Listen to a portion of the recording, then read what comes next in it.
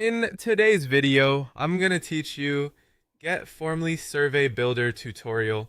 We'll start by opening the GetFormly website and logging into your account. Once you're on the dashboard, click Create Form. From there, you can choose to start from scratch, use a template, or use the AI option if you want to speed up the setup process. The best choice depends on how much control you want, but for learning the builder, all three options can work. Next, choose your survey topic. Before adding questions, take a moment to decide what you want to learn from your respondents. This could be customer satisfaction, product feedback, employee feedback, event feedback, or market research. Give your survey a clear, specific name so it's easy to recognize later. After that, add a welcome screen at the beginning of the survey. This is where you briefly explain the purpose of the survey. Keep it short and friendly, and if it makes sense, mention how long the survey will take. A simple introduction helps respondents know what to expect. Now begin adding your basic questions by clicking the plus button. Choose the question type that best fits the answer you want. Short text works well for brief responses. Email fields are useful when you need contact details. Multiple choice is great for a fixed set of options. Drop-downs help with longer lists, and long text is ideal for detailed feedback. You can also add rating questions to measure satisfaction or opinions. For example, you might ask how satisfied someone is with your service, and then choose the rating scale that makes the most sense. Formly includes visual rating styles like stars and other symbols, which can make the survey more intuitive.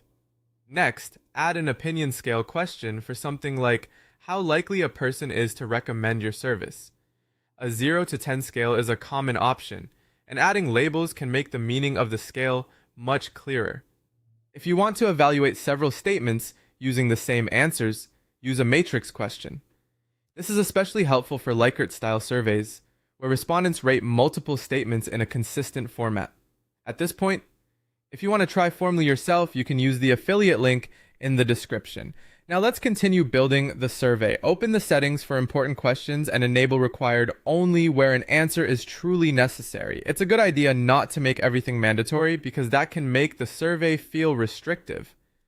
Then open the logic tab and use display logic to create conditions based on previous answers.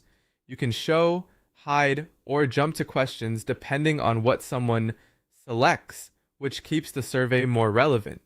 Add a thank you screen at the end with a short confirmation message, then open the Design tab to choose a theme and adjust colors, background, logo, layout, and progress bar.